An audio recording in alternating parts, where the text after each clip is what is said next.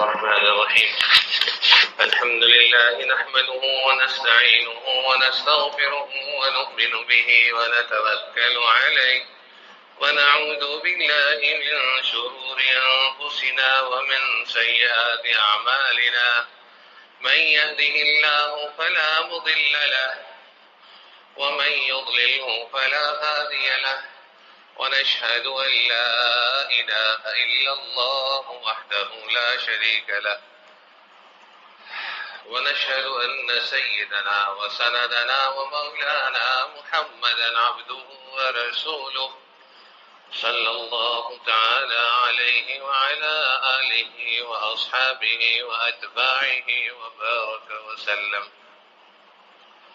أما بعد فأعوذ بالله من الشيطان الرجيم. بسم الله الرحمن الرحيم. إنا أعطيناك الكوثر فصل لربك وانحر إن شانئك هو الأبتر. صدق اللہ العظیم. قرآن عظیم الشان کی اس چھوٹی سی صورت میں اللہ رب العزت نے دریاؤں کو کوزے میں بند کر دیا. بہت ساری باتیں اس صورت میں بیان فرما دی. خاص طور پر اس وقت قربانی کا مسئلہ ونحر قربانی ہے اور یہ سورہ کوثر میں اس کا حکم ہے. اللہ رب العزت اس کا حکم دے رہے ہیں سورہ کوثر میں کہ قربانی کیجیے. اللہ تعالیٰ کی رضا کے لیے نماز پڑھیے اور اللہ تعالیٰ کی رضا کے لیے قربانی کیجیے. قربانی کا وجوب، قربانی کا ثبوت دونوں چیزیں قرآن کریم سے ہیں. اور حدیث شریف میں ہے رسول کریم صلی اللہ تعالی علیہ وسلم نے ارشاد فرمایا کہ جو شخص قربانی کی گنجائش رکھتا ہو اور وہ قربانی نہ کرے تو ہماری عیدگاہ کے قریب بھی نہ آئے. اب گنجائش نہ رکھنے کا مطلب کیا ہے؟ اکثر لوگ مقروض ہوتے ہیں لیکن صاحب حیثیت ہے، بہت کچھ ہے ان کے پاس، صاحب حیثیت وقتی طور پہ قرضہ ہے، لوگوں کے پیسے دینے ہیں، فیکٹریاں لگی ہوئی ہیں، وقتی طور پہ قرضہ ہے. تو ایسے وقت میں قربانی نہیں چھوڑنی چاہیے. جس کے پاس 52.5 تولہ چاندی کی مالیت کے برابر مال ہو، چاہے سونے کی شکل میں ہو یا چاندی کی شکل میں ہو یا نقدی کی شکل میں ہو یا سامان تجارت کی شکل میں ہو یا ساری چیزیں ملا کر ہو یا گھروں کے ضرورت سے زائد سامان ہو، ان پانچوں چیزوں کے ہوتے ہوئے قربانی واجب ہوتی. قربانی سے راہ چھوڑانی نہیں چاہیے، بھاگنا نہیں چاہیے. سب سے محبوب خرچہ قربانی ہے. اس دن میں سب سے محبوب خرچہ قربانی. گوشت تو ویسے سارا سال کھاتے ہیں، ان دنوں میں جانور کا خون بہانا اللہ تعالیٰ کی رضا کے لیے اور اخلاص کے ساتھ سنت کی نیت سے، حضرت ابراہیم علیہ السلام کی سنت، آقا علیہ السلام کی سنت، اس سنت پر عمل کی نیت سے خون بہانا اللہ تعالیٰ کی رضا کے لیے. جانور اپنے آپ کو پیش کرتا ہے، بندے کی جان بچتی ہے، جانور کی جان جاتی ہے. اور جانور بھی کیفیات میں ہوتے ہیں، کسی کے آنسو بھی نکل رہے ہوتے ہیں، کوئی خاموش ہوتا ہے، کوئی کھانا پینا چھوڑ دیتا ہے اور کوئی خشاش بشاش خوش باش ہوتا ہے. ہر ایک کے اپنے اپنے حالات، نظریات، ہر ایک کے اپنے اپنے احساسات ہوتے ہیں. ہم لوگ جانور پر احساس کریں، جانور کے سامنے جانور کو ذبح نہ کیا جائے. جانور کے گراتے وقت بہت دیر لگا کے، اناڑی کسائی بہت دیر لگا کے اس کی ٹانگیں باندھتے ہوئے 15 منٹ لگا دیتے ہیں، پھر جا کے چھری پھیرتے ہیں. ایسے نہیں، جلدی تاکہ کرنا چاہیے، قبلہ رخ لٹانا چاہیے اور اللہم منکا ولکا بسم اللہ اللہ اکبر پڑھ کے چھری پھیر دینی چاہیے. جس کی قربانی ہے اس کا کھڑا ہونا، پاس کھڑا ہونا ضروری نہیں، مستحب عمل ہے، نیک عمل ہے. حضرت فاطمہ رضی اللہ تعالی عنہا کو آقا علیہ السلام فرمایا تھا قومی کھڑی ہو جا اپنے قربانی کے پاس، اپنے سامنے ذبح کرو. تو اس لیے قربانی کے جانور جب اپنا ذبح و پاس کھڑا ہونا مستحب عمل ہے، نیک عمل ہے، ضروری نہیں ہے کسی کو وکیل بنا کے اگر قربانی کر رہا ہے تو قربانی ہو جاتی ہے۔ بہرحال آقا علیہ السلام کا فرمان ہے کہ اپنی قربانی کے پاس کھڑی ہو جاؤ اور خون کا پہلا قطرہ گرنے سے پہلے اللہ تعالیٰ کی بارگاہ میں قبول ہو جاتا ہے۔ ناپاک چیز ہے، خون ناپاک چیز ہے، لیکن اس وقت یہ بہانہ ہی مقصود ہے، یہ بہانہ ہی مقصود ہے۔ بڑے سمجھدار کچھ لوگ ہوتے ہیں، وہ کہتے ہیں جی غریبوں کو ویسے ہی صدقہ کر دو، قربانی کی کیا ضرورت ہے؟ پیسے نہیں نہ ہوتے اتنے بیچارے قربانی کر سکے تو باتیں کرنی آسان ہوتی ہیں۔ بھائی اس کسی کی باتوں میں نہ آئے، یہ بہت غلط گائیڈ کرتے ہیں۔ ان دنوں میں سب سے محبوب عمل، سب سے محبوب خرچہ قربانی۔ جی ہاں، قربانی کھانا اتنا محبوب نہیں ہے جتنا قربانی کرنا محبوب ہے۔ تو کئی تو بیچارے کھانے کے لیے تیار ہوتے ہیں نا، تو بھائی کھانا بھی ٹھیک ہے، نیک عمل ہے، برکت والا کھانا ہے۔ چند کھانے بڑے بابرکت ہوتے ہیں، یاد رکھیں، چند کھانے بہت بابرکت ہوتے ہیں۔ اللہ رب العزت نے قربانی کے کھانے کو بڑا ہی بابرکت بنایا، اور اسی طریقے سے آقا علیہ السلام کے نام پہ جب قربانی کی جاتی ہے تو اس کا مطلب یہ ہوتا ہے کہ اللہ تعالیٰ کی رضا کے لیے قربانی کی جا رہی ہے اور نبی کریم صلی اللہ علیہ وسلم کی طرف سے کی جا رہی ہے، یعنی یہ انہوں نے امت کی طرف سے کی ہے، اور امت میں سے جس جس کو گنجائش ہو وہ بھی کر لے۔ حضرت علی رضی اللہ تعالیٰ عنہ ہر سال دو کرتے تھے، دو قربانیاں کرتے تھے، ایک اپنی طرف سے، ایک آقا علیہ السلام کی طرف سے۔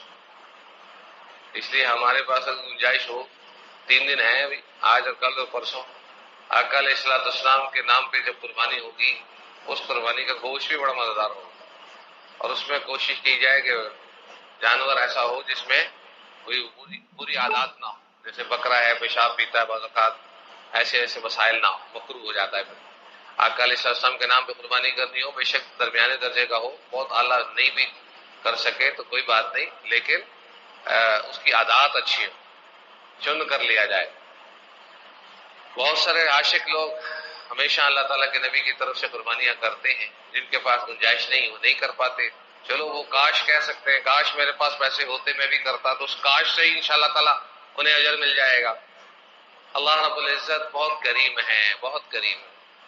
ان 3 دنوں میں سب سے زیادہ ثواب پہلے دن میں، پھر اس سے کم دوسرے دن میں، اس سے کم تیسرے دن میں، اور اس دن میں سب سے محبوب عمل اللہ تعالیٰ کو، یہ نہیں کہا عید کی نماز، یہ نہیں کہا کہ دوسری چیزیں، اس دن میں سب سے زیادہ محبوب عمل اللہ تعالیٰ کو قربانی ہے اور خون بہانا لگتا ہے۔ تو خوش دلی کے ساتھ قربانی کی جائے اور اس قربانی کے اندر سوچا جائے کہ یہ اللہ تعالیٰ کے راہ میں قربان ہو رہا ہے، یہ بھی شہید ہو رہا ہے، جانور اللہ تعالیٰ کے دربار میں جا رہا ہے، اسے کھلا پلا کے موٹا کیا ہونا بہتر ہوتا ہے۔ قیامت کے دن یہ سواریاں بنیں گی، جی اللہ تعالیٰ جل شانہ ان کو ہمارے لیے سہولت بنائیں گے۔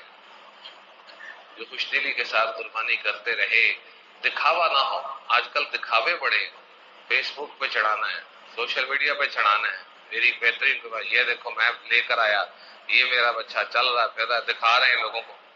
یہ ماڈرن ریاکاری ہے، زبردست لیٹسٹ ماڈل ریاکاری ہے، دکھاوا، لوگوں کو بتانا یہ ہے بھی ہماری جانور ماں، کیا ضرورت ہے؟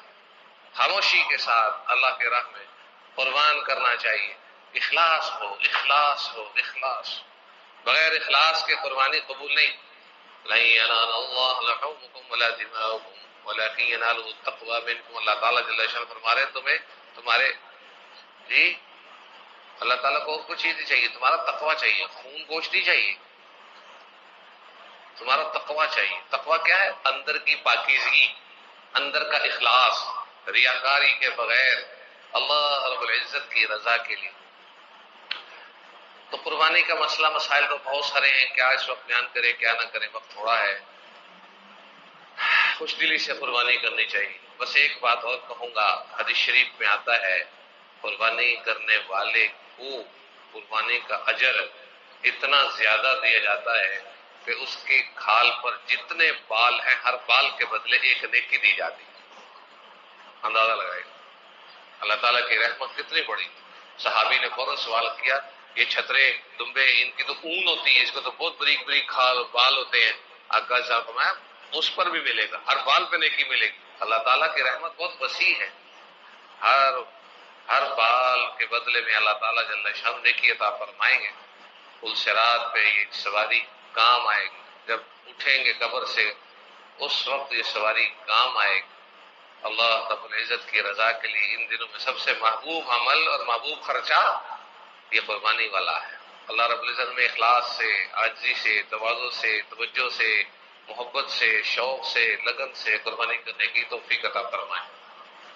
دوسری بات ہے تکبیرات تشریف، اس میں ہمیں غفلت نہیں کرنی چاہیے۔ تکبیرات تشریف پڑھنا ہر مسلمان مرد عورت، بیمار ہو، تندرست ہو، مقیم ہو، مسافر ہو، سب پر واجب ہے۔ حنفیہ کا نزدیک سب پر واجب۔ اس میں اللہ اکبر لا الہ الا اللہ اللہ اکبر وللہ الحمد، لفظ اللہ اس میں ٹوٹل 4 بار آتا ہے، شروع میں 2 بار آتا ہے، عرب لوگ شروع میں 3 بار پڑھتے ہیں۔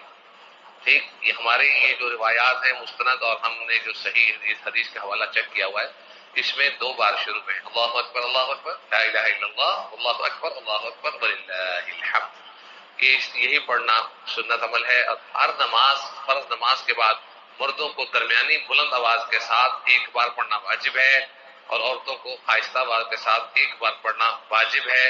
اور اس موقع پر 3 بار پڑھنا ثابت نہیں ہے، جو چیز جہاں پر اس کو وہیں پہ رکھنا چاہیے۔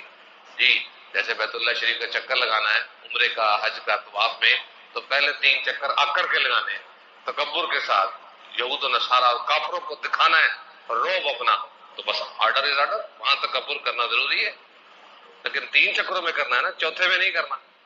جتنا بتایا گیا اتنا ہی کام کرنا ہے۔ اور بعض بیچارے بڑی نیکی اور عبادت سمجھ کے نا 3 بار پڑھتے ہیں یہ تکبیرات نمازوں کے بعد، اس وقت میں ثابت نہیں ہے 3 بار، آگے پیچھے تسبیح پڑھے 100 بار پڑھے، اس وقت 3 بار ثابت نہیں۔ مسئلے کو سمجھنا چاہیے، زور کے 4 فرض ہے تو 4 ہی پڑھنے، نہ 5 پڑھ سکتے نہ 3 پڑھ سکتے، مغرب کا 3 ہے نہ 4 کر سکتے نہ 2 کر سکتے، حتیٰ کہ مسافر کے لیے بھی مغرب کی 1.5 رکعت نہیں ہے، 3 کی 3 ہے۔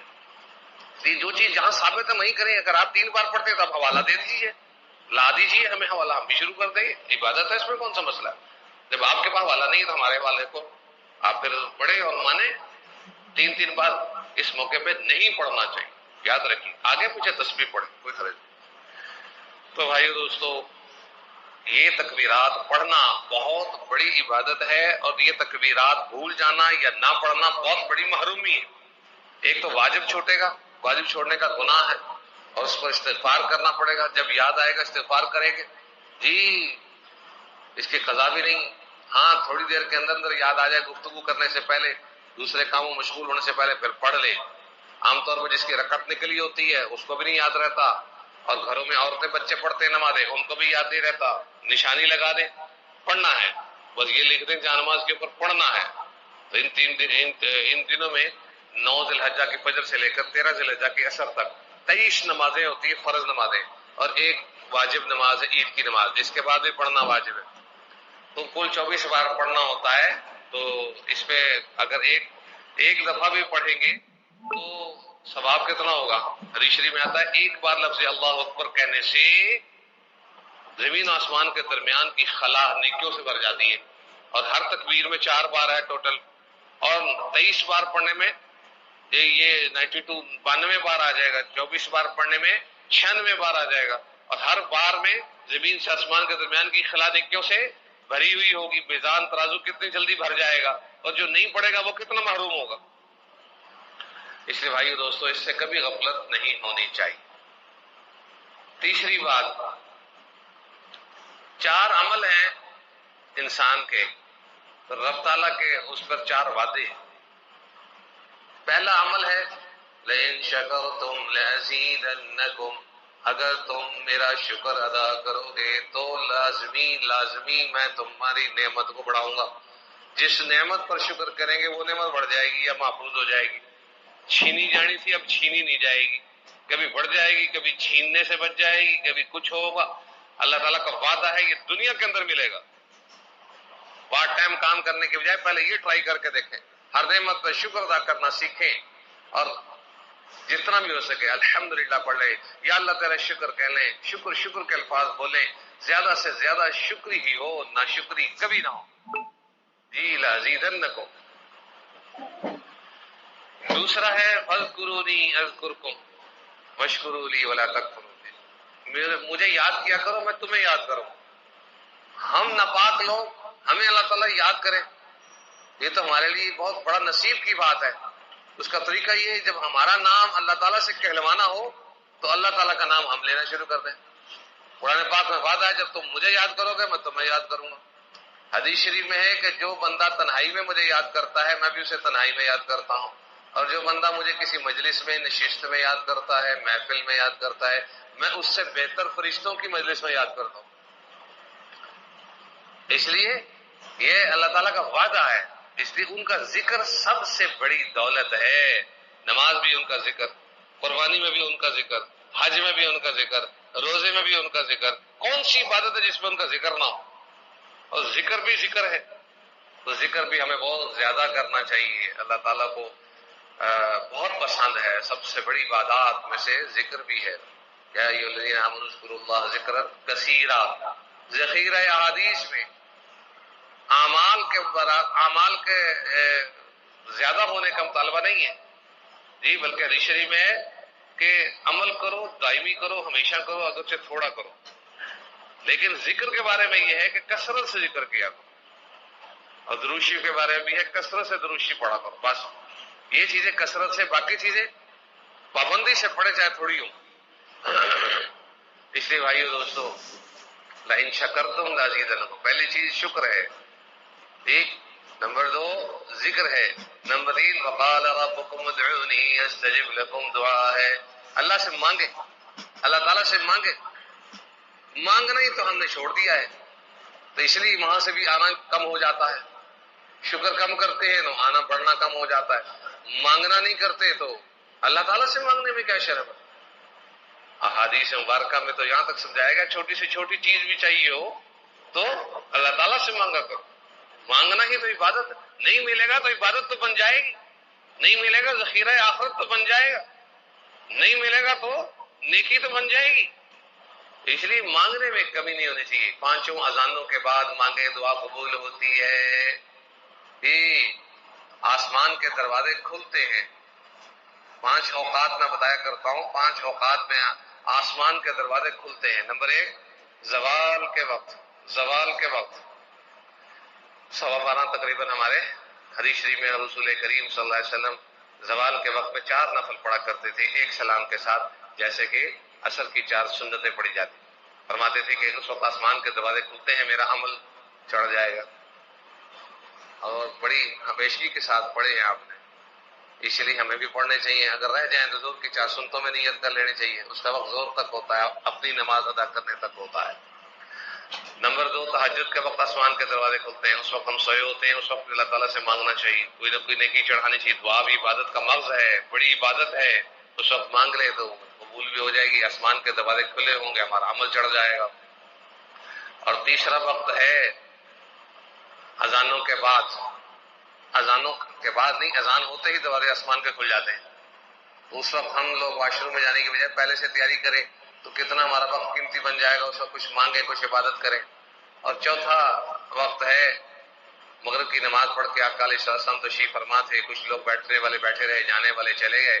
آقا علیہ السلام نے فرمایا کہ جو لوگ آپ بیٹھے ہیں عشاء کے انتظار میں, عشاء کی نماز کے انتظار, ان کے لیے آسمان کے دروازے کھول دیے گئے. کتنا فائدہ ہوتا ہے. اور ایک اسی طریقے سے وقت ہے کہ بندہ جو ہے نا, یہ کلمات ہیں اللہ اکبر کبیرہ والحمد للہ کثیرہ وسبحان اللہ بکرۃ واصیلا. ایک شخص نے یہ جملہ پڑھا, آقا علیہ السلام فرمایا کس نے پڑھا ہے؟ قوم کا ایک لڑکا, ایک بندہ کھڑا ہوا, اس نے کہا حضرت میں نے پڑھا ہے. آقا علیہ السلام فرمایا کہ تم نے یہ کلمات پڑھے ہیں, اس کلمات کے کہنے سے آسمان کے دروازے کھول دیے گئے. ان سب حدیثوں کے حوالے صحیح ہیں, چیک کیے ہوئے. تو بھائیو دوستو, تو گویا کہ آسمان کا دروازہ کھولنے کی چابی کیا ہے؟ اللہ اکبر کبیرہ والحمد للہ کثیرہ وسبحان اللہ بکرۃ واصیلا. جب چاہیں کھول لیں, جب چاہیں یہ کلمات پڑھ کے دعا کر دیا کریں، کوئی چیز بھیج دیا کریں، کوئی نیکی کر دیا کریں، کوئی تسبیح پڑھ لیا کریں، تو اس سے آسمان کے دروازے کھل جائیں گے۔ تو بہرحال بات یہ ہے کہ زندگی مختصر ہے جی، اللہ رب العزت نے، اور چار چیزیں میں نے بتائی تھی نا، چوتھی چیز ما کان اللہ لیعذبہم یستغفرون، استغفار ہے۔ استغفار جب تک کرتے رہیں گے عذاب نہیں آئے گا، معافی مانگتے رہیں گے عذاب نہیں آئے گا۔ شکر، دعا، استغفار، اور کیا ہے؟ ذکر۔ شکر، ذکر، دعا، استغفار، چار چیزیں ان کی کثرت کرنی چاہیے۔ شکر، ذکر، دعا، استغفار، اور یہ آسمان کے دروازے کھولنے کے اوقات، اور خوش دلی سے قربانی کرنا۔ اور یاد رکھیے، آخری بات کہہ کے ختم کرتا ہوں، ایک تو نیتیں 5 بتاتا ہوں، ہر روز یہ نیت کیا کرے، یا اللہ پاک آج کا دن ہر فرض، ہر واجب، ہر سنت پر عمل کرنا چاہتا ہوں، میرے لیے آسان فرما دیجیے۔ نمبر 2، یا اللہ پاک آج کا دن ہر گناہ سے بچنا چاہتا ہوں، میرے لیے آسان فرما دیجیے۔ نمبر 3، یا اللہ پاک آج کا دن ہر صاحب معاملہ جس کے ساتھ واسطہ پڑے انصاف سے بات اور کام کرنا چاہتا ہوں، میرے لیے آسان فرما دیجیے۔ اور نمبر 4، یا اللہ پاک آج کا دن ہر ایک سے نفرتیں جھگڑے ختم کر کے صلح رکھنا چاہتا ہوں، میرے لیے آسان فرما دیجیے۔ نمبر 5، یا اللہ پاک آج کے دن میں عافیتیں، خیریتیں، برکتیں، راحتیں، رحمتیں چاہتا ہوں، میرے لیے آسان فرما دیجیے۔ کتابوں میں لکھا ہے جو 5 نیتیں روزانہ یہ کرے گا، اللہ رب العزت اسے گناہگاروں کی فہرست سے نکال کے نیکوں کی فہرست میں ڈال دیں گے۔ اس لیے یہ نیتیں روز روز کریں گے۔ اگر ہم نیک نہ بھی بن سکے تو ہمارے نام اعمال میں دیکھا جائے گا یہ مانگتا تھا، اس لیے اس کو نیکوں میں شامل کر دو، اس دن فائدہ پتہ چلے گا۔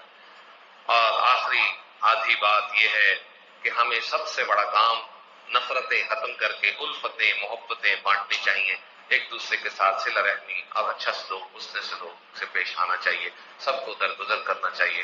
اللہ رب العزت ہم سب کو دین سمجھنے، سیکھنے اور اس پر عمل کرنے کی توفیق عطا فرمائے۔ آمین ثم آمین۔ آخر دعوانا الحمدللہ۔ اب